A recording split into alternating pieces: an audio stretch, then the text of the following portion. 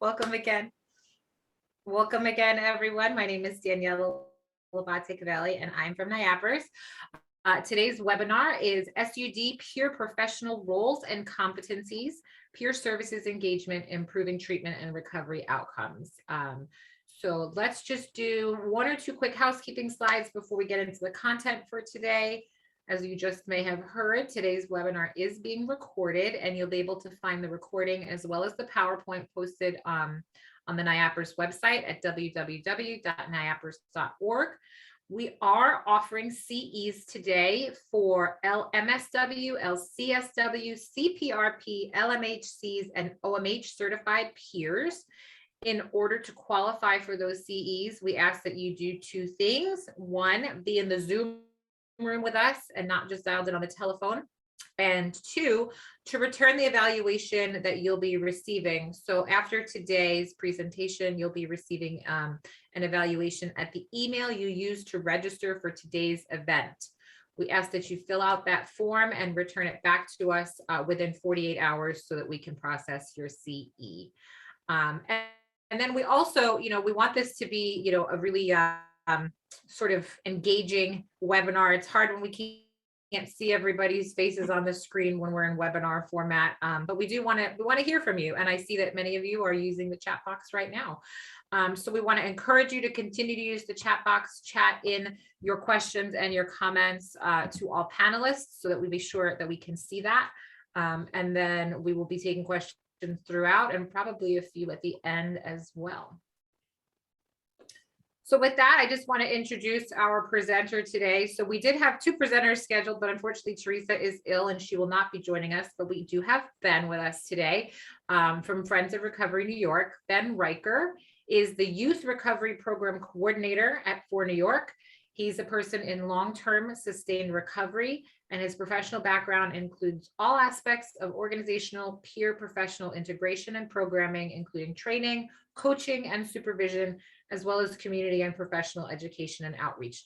He is a New York State certified peer recovery advocate, a certified peer specialist, and a Friends of Recovery New York best practice trainer, as well as a member of the ASAP NYCB trainer registry.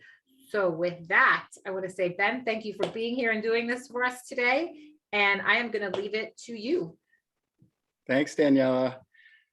Yeah, so as Daniela mentioned, my name is Ben Riker. I am a certified recovery peer advocate, a trainer, and most importantly, a person in long-term recovery. So, I use my lived experience in that messy sort of process of finding wellness to help other folks find wellness as well. And I wanted to start off our presentation today just talking a little bit about where, as a trainer, and kind of where we want our peers coming out of that core curriculum to be coming from, and a big piece of that is we are person-centered kind of in the extreme. This is all about this peer services in SUD practice, as well as in mental health practice, are all about meeting the person where they're at. So this is probably a review for a lot of you folks, but I do just want to talk about the spectrum of attitudes that we can approach the services that we provide with, how we treat the folks that we're serving.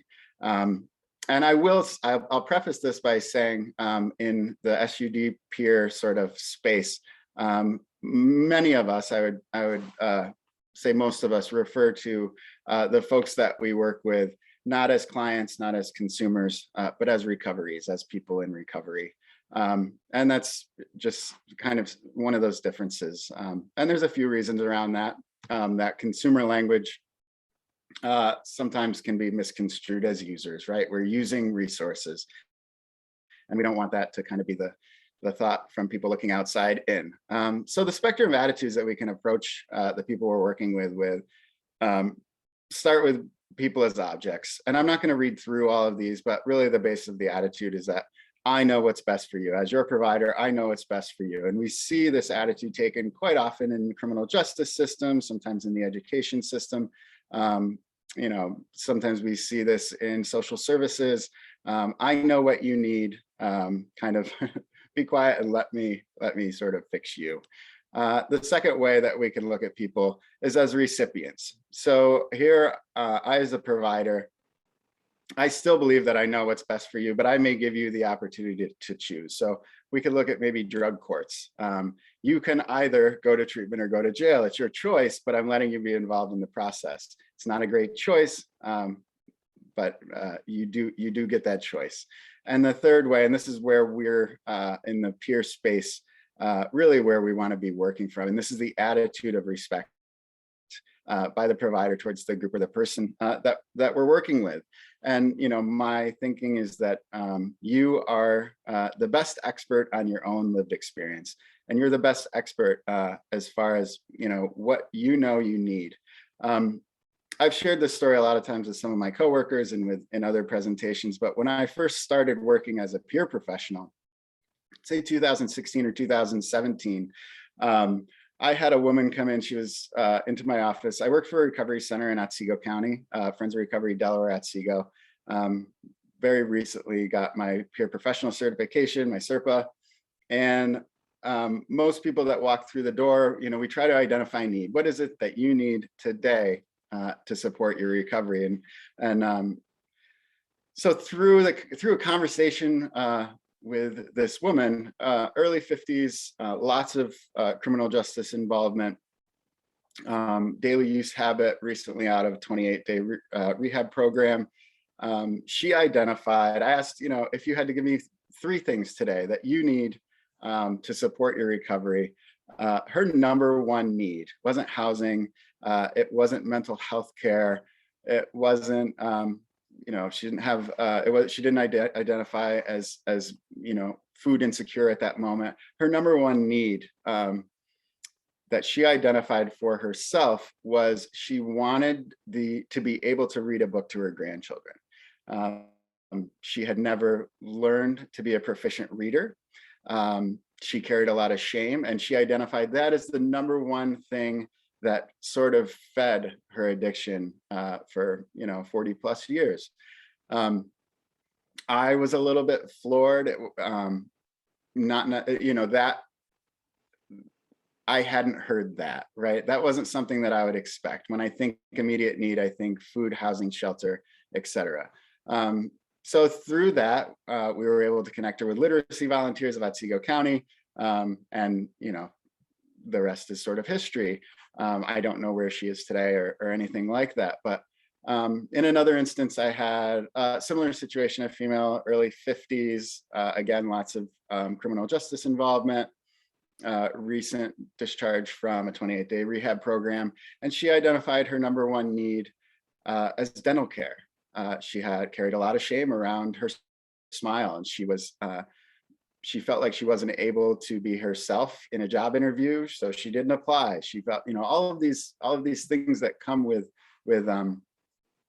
self-esteem and your ability to be productive and your ability to make connections with other people. And dental health was that thing that she had felt like in and out of treatment for 20 plus years, and it was that one thing that nobody ever said, hey, what about dental care? And so I found that similarly kind of powerful. And the lesson that I took away from that is that people do know what they need the most, and people do understand what's feeding their addictions, and people do understand what's keeping them sick. And sometimes it's not what I assume, So it's important, person-centered care, and treating people as resources. And if you see at the bottom of that, creating a culture where people are viewed as resources is a really worthy goal, I think, for providers. I always like to kick off conversations with a definition of recovery. And generally, I like to ask groups, how do you define recovery? And we get amazing, creative answers that very rarely are wrong. Sometimes they're a little bit different. But in this kind of webinar format, I do want to make sure that we define what it is we're talking about. And SAMHSA, I think, has a beautiful definition for recovery. And I think you can all see this, a process of change through which individuals improve their health and wellness, live a self-directed life, and strive to reach their full potential. You'll notice, I like to point out that there's no mention of substances, right? There's no mention of necessarily mental health. It's a process of change through which individuals improve their health and wellness and live a self-directed life. And I just think that's beautiful. Within the recovery space, I'm going to go back to Connecticut Community Addiction Recovery's Recovery Coach Academy, because it's really the gold standard in New York and in all 50 states that are approved. But it's really the gold standard for the core curriculum for certification with the NYCB to be a certified recovery peer advocate. And CCAR says that their definition of recovery is you're in recovery when you say you are. And I love this too. I don't think either of these are exclusively correct, but what a beautiful inclusive statement. And, the direction that we're going, that New York State's going, and specifically, a lot of the community-based peer work that's happening around the state is that person-centered care, right? And it's meeting people exactly where they are. And we're trying to move to this place where harm reduction principles can be embraced, where there's not necessarily abstinence doesn't necessarily equate with a person being in recovery. I have friends who have not used their drugs of choice in 5 years or 8 years or 10 years, be it opiates or cocaine, but may use marijuana occasionally, may have a glass of wine occasionally. Are those folks members of the recovery community? I say absolutely. Without question, those folks are contributing members of the recovery community. And I also have my personal recovery. I'm a person in long-term recovery from both mental health and substance use disorders. And my pathway in early recovery included a lot of 12-step meetings. It still does include 12-step meetings, but I do a lot of other things also to support my own recovery. And I have found in my own experience that there's a lot of shame around recurrence or relapse in 12-step meetings. And I've actually sponsored folks in AA who have had a recurrence, went to a wedding, had a couple beers, slipped up, and wouldn't come back to a meeting until they could say they had 90 days. So in that time where they needed support the most, they felt too ashamed to return to the group until they could say that they had 30 days or 60 days or 90 days under their belt. So I think, any way that we can kind of be more inclusive, I think is important. And I love CCAR's definition because it is very inclusive. And also, I know when this is a two-way conversation, there's generally a lot of discussion around this point. So some of you may have strong opinions. I'd love to see those in the chat. I also like to preference any conversations that I have with folks with a little language lesson, and it's not to shame anyone, and it's not to call anybody out on language, but I think language is really important. And within the recovery community, we're moving into a place where we're trying to use more supportive language and language that doesn't stigmatize. So say this, not that. It's a great little chart. I'll let you guys kind of read it, but that first one, person with a substance use disorder, there's a organization called the there's an organization called the Recovery Research Institute. We'll talk a little bit about them later, but they actually did a study. It's a partnership between Mass General and Harvard Med. And they did a study. They asked several thousand people if a person with a they asked several thousand people they said basically this person has this person is an addict, or this person is a druggie or a junkie. Does this person deserve treatment, or does this person deserve punishment?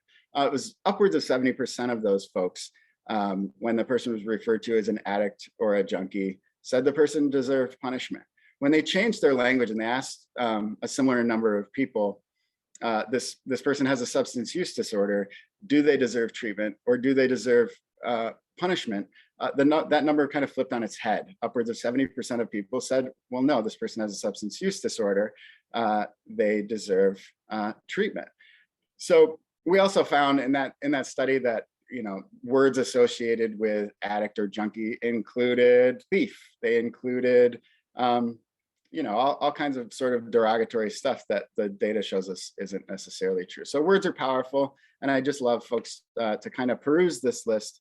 And next time we're having a conversation, a lot of this language is really sort of embedded in our treatment systems, and it's not necessarily, it hasn't always necessarily been wrong, but now that we know there's better language to use, I would love for folks to just kind of keep this in mind when we're having conversations, and maybe adjust our language to use some less stigmatizing terms.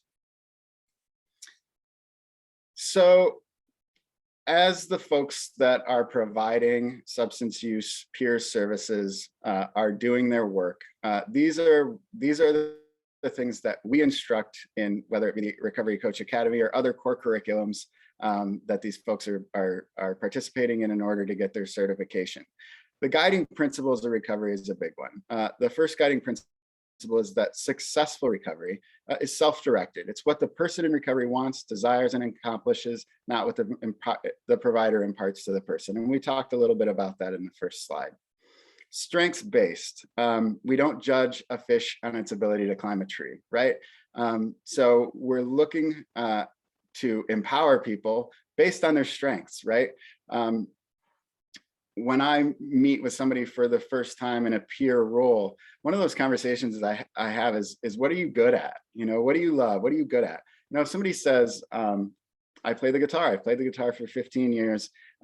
It's really what I love to do. And I've gotten away from it since my relationship with drugs or alcohol has gotten to this place, this unhealthy place.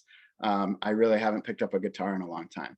Well, at the Recovery Center, maybe that conversation is, hey, how would you like to host a guitar night on Tuesday nights? You can give lessons, right? How can we empower that person? How can we help that person share their strengths with other people in their community?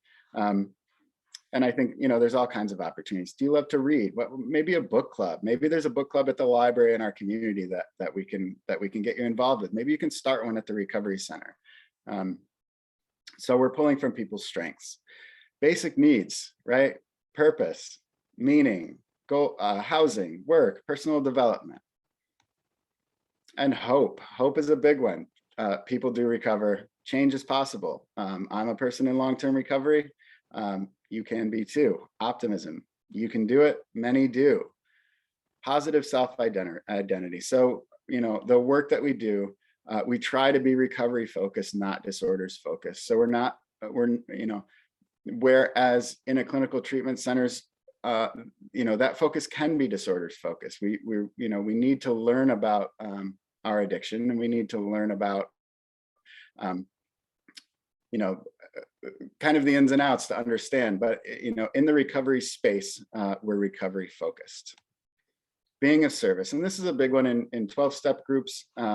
So for folks that don't want to engage with 12-step groups for whatever reason, if they want to participate in, refuge recovery or all recovery or any of the other amazing mutual aid support groups, how do we help that person as peer professionals find an opportunity to be of service? Because it feels really, really good to give, and it's great for our self-esteem, and it's great for our community.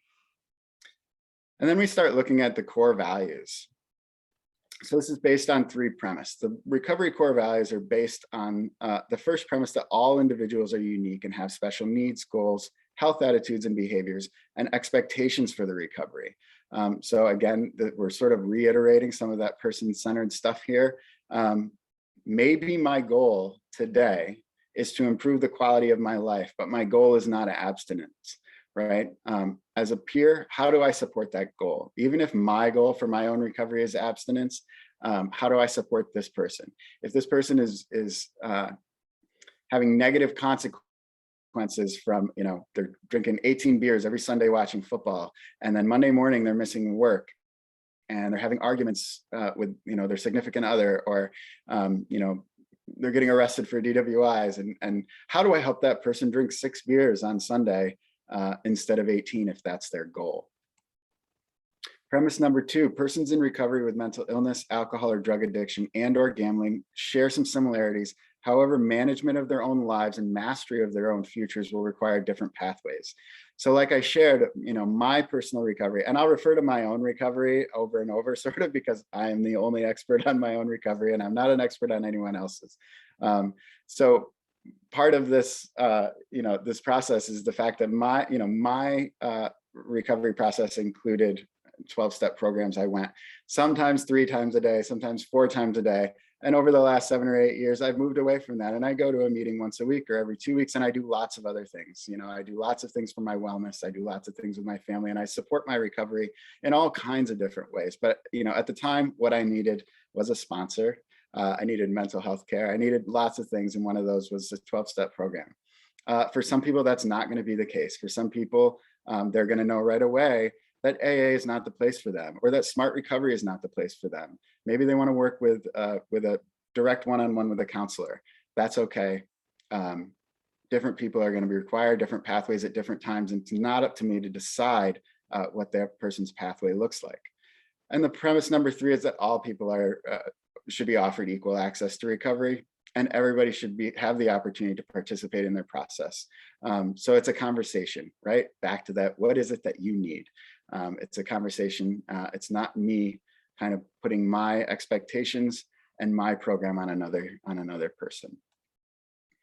And we're going to look at the 10 components. And again, 10 components of recovery, I like to say, of successful recovery. Again, self-direction, individualized, person-centered, coming from a place of empowerment, holistic, right? And that's looking at housing, that's looking at food security, that's looking at education, that's looking at job opportunities, it's looking at all of those things, healthcare, non-linear. So, we hear, my people say, well, how long did you keep relapsing for? I turned, I'll be 41 in a couple of months, but, I spent 20 years, I guess, having recurrences, right?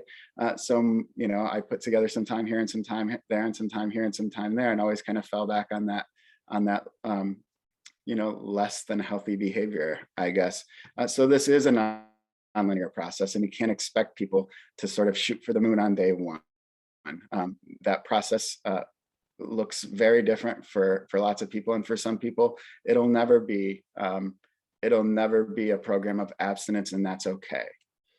Strengths-based, again, the fish in the tree, peer supported, right? So whether that's professional peer support or whether that's mutual aid support, peer supported, more people are successful with the help of their peers. Respect, and that comes back to that language piece, that comes back to respecting folks' pathways. Responsibility. So eventually we do have to take responsibility for our actions as people in recovery. A lot of us treated family members. Maybe we had, run-ins with the law. We do have to come to a place of responsibility and take responsibility for those, some of that behavior that we participated in during active use. And hope. Recovery is possible. It happens. People do recover. So in the next few slides, I'm just going to check the chat here really quick. I have a hard time having both of them open at the same time, and Daniela will jump in if we have any questions. So I'm going to refer to peer advocacy. Really, did you want to mention something, Daniela? Sorry. No problem. I was just going to say, not any questions, but lots of great comments. Someone said that personally, the only thing that they want to recover is their sense of worth, and they discover the rest. Someone else said that clean time comes with a moralism that can make people feel bad, and that support further negative behavior. Sure, and I think that quote unquote clean time is an important language piece that I'm not sure that was mentioned in that little infograph. But when we say that we have clean time, that sort of infers that at one point we were dirty, right? And at one point we had less worth, and that's not true. We always had, folks in active youth have just as much worth as human beings as anyone else. And I think that clean, dirty language really doesn't support that. So again, positive drug screen or a negative drug screen, I much prefer to clean or dirty. So for the next few slides, I'm going to refer to that peer advocacy work, that certified recovery peer advocacy work as recovery coaching. I like it. It feels less clinical, I think.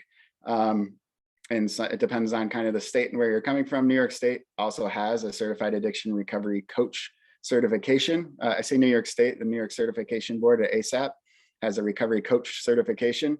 The difference in those, the education is extraordinarily similar. The difference between a CARC recovery coach or a SERPA peer advocate is really that the peer advocate piece is billable. That's the big difference, but I will refer to that peer work as recovery coaching for the next few slides. So our goals: promote recovery, and that's inside and outside of our place of work. That's this is our mission. Remove barriers, big one. This is our job. Someone expresses food insecurity. I might walk with that person down the street and introduce them to whoever is behind the counter at our local food bank, right? Connect recoveries with recovery support services. And what are recovery support services? Well, in our community centers and now in our 822 reg outpatients, we have professional recovery support services. What else are our recovery support services? It could be anything. Maybe someone hasn't gone to church in a long time and it's based in shame, or maybe there was a lousy article in the police blotter because they got a DWI and they were embarrassed to go back, and faith-based connection is important, but they haven't been. That church can certainly serve as a recovery support service. Maybe it is mental health, right? Maybe it's someone on this call. Do we have a great experience with a mental health provider in our community when we were looking for wellness? Maybe I'm going to make a referral to that person who helped me so well, and I think they could be a good fit. So recovery support services are all kinds of things, and we will talk about that a little bit later as well. And the last one: encourage hope, optimism, and healthy living. So I'm holding myself up as an example, and I'm certainly not perfect, and I'm going to share those imperfections as well with the folks I'm working with. But I'm holding myself up, strategically sharing my story in a way that can help that person to a place of wellness. So our roles and responsibilities. These are important. I think that a lot of folks in the clinical realm, the state came out almost a couple of years ago now and said, we're going to require a certified recovery peer advocate in every 822 reg outpatient around the state. Providers said, well, okay, what do I do with this person? I don't know what a recovery coach is. I don't know what to do with them. Do they sit at the front desk? Do they do urine screens? Do they sweep the parking lot? These next few slides are really, the answer is no to all of those. But these next few slides are really, what is that? What is the role of this person? What is the role of a recovery coach or a peer advocate within our systems of care? The first one: we're motivators and cheerleaders. We believe that individuals can change because we have lived experience, whether personal or through a friend or family member. We believe that in the capacity for change because we've seen it. So we encourage folks and we celebrate. We celebrate the little wins. We celebrate the big wins. We celebrate, one day abstaining from alcohol if that's our goal, and we celebrate 1 year if that's our goal. We celebrate those, getting an apartment. We celebrate getting a job. We celebrate, being brave enough to ask that person across the room to be your sponsor. We're an ally and confidant. One thing that peer advocates in New York State do not do is report use. And one of those things that treatment providers have had a difficult time wrapping their heads around is that while we're an important part of the treatment team, we do not report use. So if I go to a wedding again and I have a couple of beers and I go home and I tell no one, I'm essentially living with some guilt, living with some shame.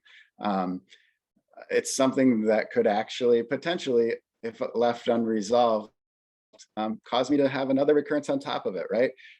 If I can't tell my wife because she's going to kick me out of the house, and I can't tell my provider because they're going to tell drug court, and I can't tell drug court because they're going to violate me and I'm going to go to jail. Who can I tell? Who can I tell so I can make sure that recurrence is processed in a way that I can take that experience and learn from it? You can tell your recovery coach. So ally and confidant, we're loyal. We do care for the people that we work with. Active listening along with motivational interviewing are at the core of the work that we do. We're trustworthy. Again, you can tell me if you can't dump that anywhere else, if we can't process that together, if we can't decide what to do with that recurrence and that information, maybe through our conversation, we're going to come to the realization together that disclosing the recurrence will actually be more positive than hanging on to it. So we're trustworthy and stable and consistent. And that's something that we learn in very early recovery, that I learned in very early recovery. If I'm making coffee at the meeting, I'm going to be there when I say I'm going to be there. So when I have a meeting, when I have a session with a recovery, if I say it's at 1 o'clock on Tuesday, I'm going to be there every Tuesday at 1 o'clock for that individual. I'm a problem solver. So we help folks identify potential problem areas. We do not tell the person the right way to do something, but we help that person recognize maybe when we're not doing something the right way. We're non-judgmental, you know? You had a recurrence? I don't care. I don't care. I'm glad you told me. Let's talk about it. I've been there. Big one, we're resource brokers. So we provide linkages to recovery, to the recovery community. So whether that's, if you're lucky enough to have an RCOC, like 30 or so counties in New York have, we may provide linkages to the recovery community and outreach centers. We may provide linkages to mental health. It may be to the dentist or you know, to the nonprofit that helps folks learn how to read. We know the system of care and how to navigate that system. How do we know? I know because I was in that system. My process of recovery certainly included the criminal justice system. It included probation and jails. It included clinical inpatient treatment. It included many, many outpatient treatment facilities. So I know that system, right? And who better to help someone navigate the system than someone who's successfully navigated it. And we have established contacts and recovery partnerships in the community. So again, that's, maybe that person identified they're just released from jail or just released from treatment, and they don't have, toiletries, right? And I know that Catholic Charities on Main Street in Oneonta has a community cupboard where you can pick up toothbrushes and deodorant and all those things. I'm not going to send the person over there and say, hey, stop in over there. You can pick up a toothbrush and toothpaste. We're going to walk over. I'm going to introduce the person I'm working with to the person behind the counter, and we're going to have a conversation, and you're going to know that person by name, and yeah. Truth teller. So we do not sugarcoat things. Honest and helpful information, right? If someone is over and over and over making the same mistake, that's a conversation that we're going to have, right? Let's identify what's leading to that mistake.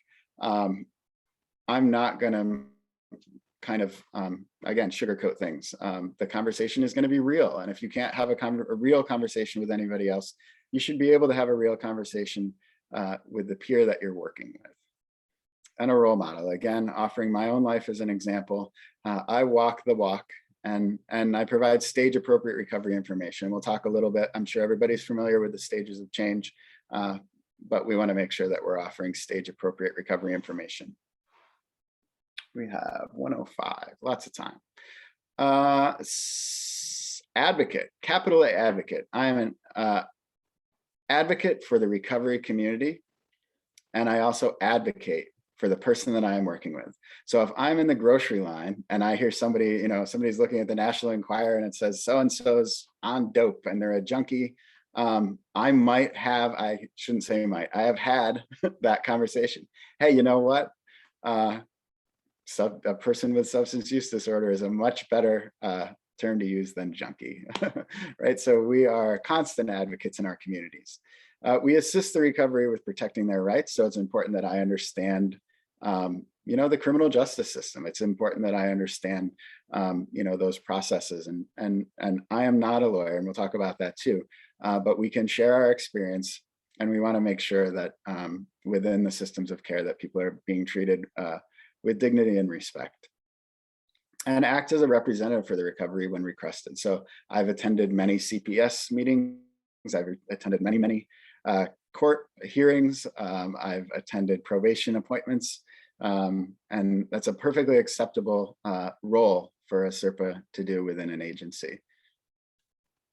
And a community organizer. So this is both micro and macro community organizer, but helps establish a support network for the recovery. So my job is not to be the person that my recovery calls at 11 o'clock or 2 a.m. or 3 a.m. My job is to make sure that the individual has lots and lots of people within their network to call. And I guess that's, one of the keystones of the work that we do. We want everyone we work with to have a broad network of support. And our job is to help people get there, and serves as a connector. And that's kind of just what I was saying. If it means attending a few smart recovery meetings until the person we're working with is comfortable going on their own and they've met other folks within their mutual aid network to support them, that's what we do. Lifestyle consultant. So we offer feedback. How's that working for you? And again, this kind of ties into the truth teller. How's that working for you is one of the sentences that I have said more times, in the last 5 or 6 years than any other. Because quite often, if we give people the opportunity to share their experience, they do come to the conclusion that, hey, when I say that out loud, it sounds a little nutty. Maybe I'll change my behavior a little bit.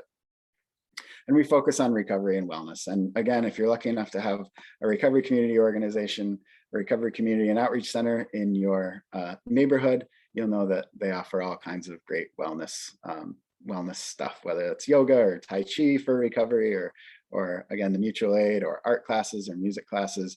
And if we don't have an RCOC in our neighborhood, let's know what's going on at the YMCA. Let's know what's going on at the library, and help people get involved and reintegrated back into their communities.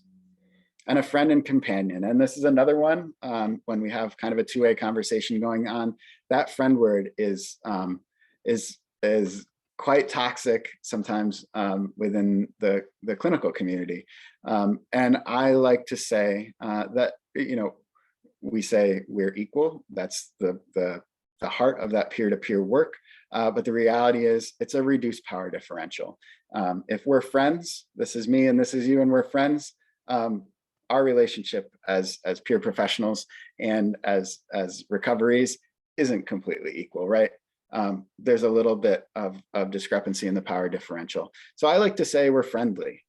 I care about this person. I can spend time with this person, whether it's at mutual aid meetings or doctor's appointments, whatever has to happen.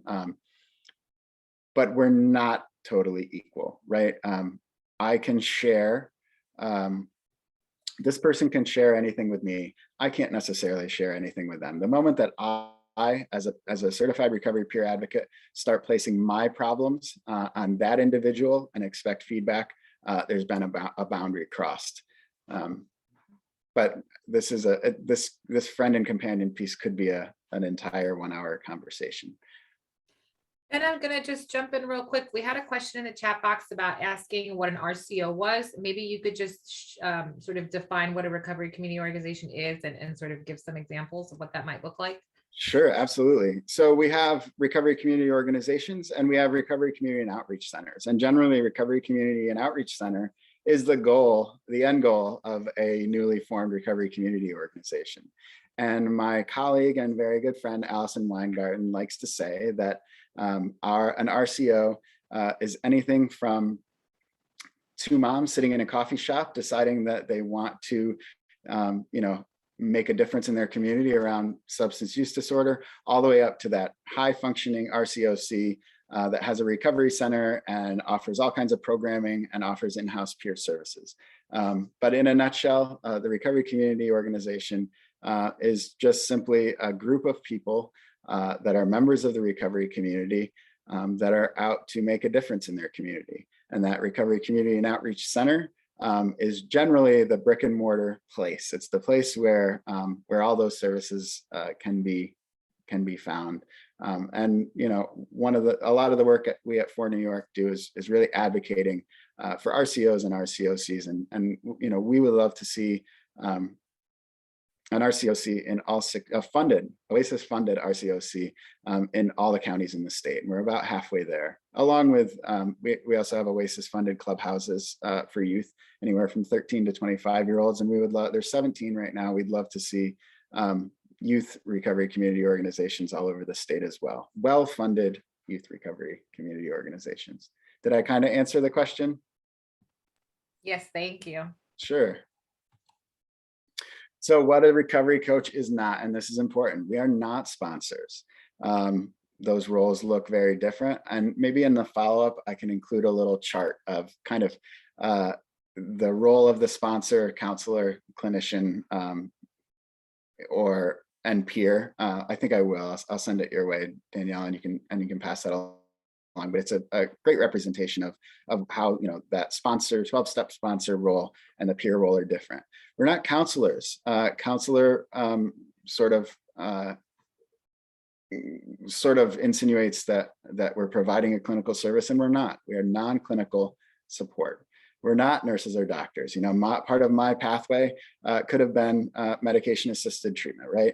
Maybe I was in a Suboxone program. It is not my role as a peer to either endorse nor disparage medication-assisted treatment, right? I can share what my experience was as a person using Suboxone, but I'm not going to advocate for or against because I'm not a doctor, right? I'm not a medical professional. I'm not an attorney, right? Maybe in an AA meeting or in a smart recovery meeting, people have all kinds of opinions about what you should do, when you get a DWI. That is not my role. I'm not a professional. And I'm also not a priest, minister, or rabbi, or any of that. So our job is to make referrals to all of those different folks, but that is not what we do. And it's really, really important that we maintain those boundaries. And if we have peer supervisors on the call, one of your probably one of your biggest challenges, but also one of your biggest responsibilities is to make sure that those lines aren't getting blurred. And we have a couple of amazing supervisor peer supervision trainings that I'll pass along as well after the webinar for folks that might want to take them. I'm sure this is a little bit of a review, but really the role of the recovery coach is to move an individual from one stage to the next stage, to assist an individual from one stage to the next stage of change. This goes back, I think, to the early 80s, Prochaska and DiClementi's stages of change, and this can be applied to mental health as well. That pre-contemplation place, I don't have a problem, leave me alone. Contemplation, okay, maybe I have a problem, I'm not ready to stop. Preparation, I'm thinking about stopping. I know there's a place in Utica, there's a place in Albany. How do I do it? Where do I go next? Action, maybe I go to treatment, maybe I just stop picking up. Maintenance, we get to a place where we're getting comfortable in our recovery. And I don't necessarily love that termination is part of this, but it is on a lot of these graphs or charts. Part of it doesn't have to be, quite often it is. And we can bounce around, right? Again, non-linear. So sometimes our pathways don't look exactly like this chart.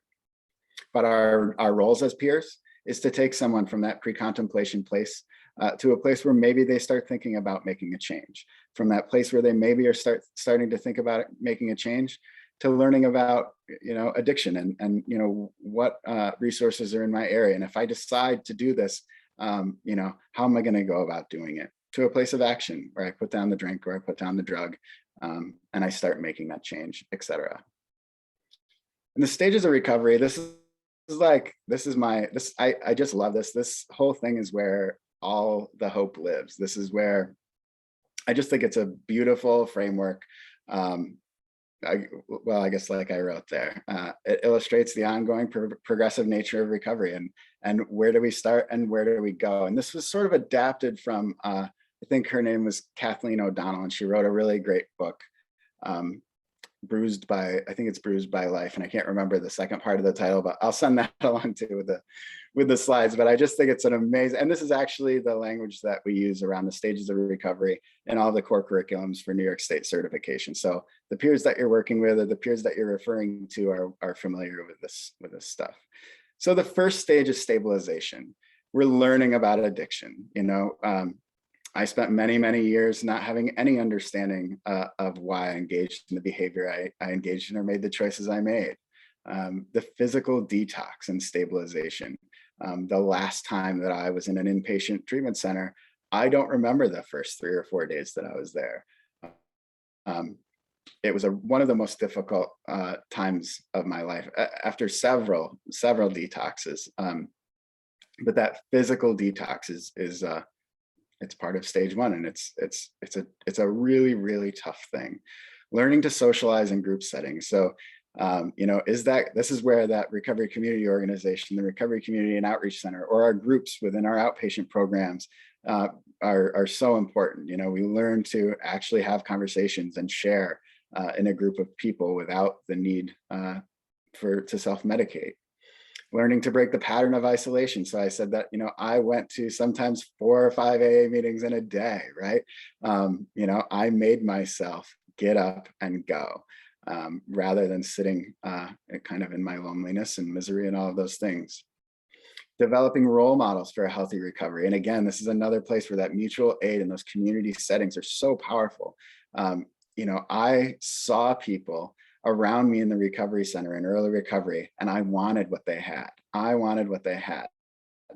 And had I not gotten my butt off the couch, had there not been a recovery community organization in my neighborhood, I wouldn't have ever had those role models who are now, some of my best friends to this day. Anxiety management for anybody on the call that knows me knows that I live every day with an incredible amount of anxiety, but I know how to deal with it. One of the things about substances and misusing substances is that they work. We use alcohol because it works. I can wake up with an incredible amount of anxiety, and I know that if I take a shot of vodka, I'm going to feel better. They work until they don't work anymore. So what are the tools that I have? What are the tools that I'm learning to manage my anxiety on a daily basis? This is something that we start learning about in very early recovery. And that people, places, and things, staying away from risky places, situations, and people. We're creatures of habit, and we default. I'm comfortable with my people, and it just so happens that during lots of periods of my life, my people actively used or misused substances. So in those early days of recovery, making that choice to call my therapist, or to schedule an extra meeting with therapy, or to go to a meeting, or to go take a yoga class, or to go spend time in the living room at the recovery center rather than go down the block or go to the liquor stores is huge. Stage 2, how are we doing on time? I guess I got to roll. Stage 2, deepening. Identifying old behaviors that don't feel right anymore. Emotional detox, changes in attitude and the way we feel and the way we behave. Our physical health improves. The increase in the ability to tolerate our feelings. This is huge. Again, like sometimes I didn't know if I was angry, if I was anxious, if I was sad, if I was lonely, and the ability to make those distinctions and sit with those feelings. And an increased commitment to working on my recovery. Maybe I'm taking on maybe I'm the coffee maker at my Wednesday night, smart recovery meeting. The depth of joy, connectedness, and this is amazing. I just love all this stuff. The depth of joy and misery can be profound. Oh, so true. For so long, we mask, we drink because we're happy and we want to celebrate, and we drink because we're lonely and sad and we want to forget. The need to go back and redo some earlier tasks. So maybe I'm doing some step work and I made some amends. And, the farther I get away from my last drink, the more things I remember that maybe I forgot. And maybe there's somebody that I need to make an amends to. Maybe there's some work that I need to do around my mental health that I didn't recognize in early recovery because I didn't have that clarity. Learning to avoid creation of drama in one's life. And I love this one too. Sometimes we find ourselves in a place that is sort of I hate to sort of extremely self-centered, and we find ourselves creating drama where there maybe shouldn't be. The outer world of the person begins to look like the inner world. I love that. And connections are made to a wider circle of people, both in and out of recovery. And I'll share today, sometimes I'm the DD. Sometimes I do go, watch music at a bar. And I have friends that I didn't associate for a long time that I do now because I'm comfortable in my recovery. Integration. Relationships are based on love rather than need. I can say that I was a user. As a person in active use, I was a user. I used people to get what I needed. Whether that was a couch to sleep on, or whether that was, money to drink or to use. But my relationships today are based on love. Avoiding stuckness, right? Move a muscle, change a thought. If I'm uncomfortable, I need to get up, take a walk. I'm not going to sit and stew in it. The automatic use of my tools of recovery. And again, today, my recovery is automatic. I don't experience cravings very often. When I do, I revert not to that old behavior, but I revert to those tools that I used in early recovery automatically. The ability to act on knowledge and insight and follow through, and self-forgiveness, huge, right? At what point does the point at which our mental health really, really improves is when we get to that place where we can take responsibility for some of those actions we may have made, and forgive ourselves because we're not the same person, and having fun and finding joy in life. And 5, fulfillment, discovering and following through on life's purpose. I'm lucky enough to feel like I'm on my way there. An aura of peace and serenity. Maybe I'm getting there, not quite. Dramatic reduction in worry. This is true. Part of that is because I'm more honest. I'm more accepting of my situation. A high level of morality and integrity, confidence balanced with humility, and embracing the concept of being both precious and insignificant at the same time. And gratitude penetrates all actions. And I try on a daily basis, but again, this is a process. And I'm 7 years into this process, and thanks to my recovery coaches, and thanks to my peer support, and thanks to my clinical practitioners, and thanks to my therapists, and all of those people, I'm getting there, right? I think we have about 5 minutes right left, Daniela. Yep, that's about right.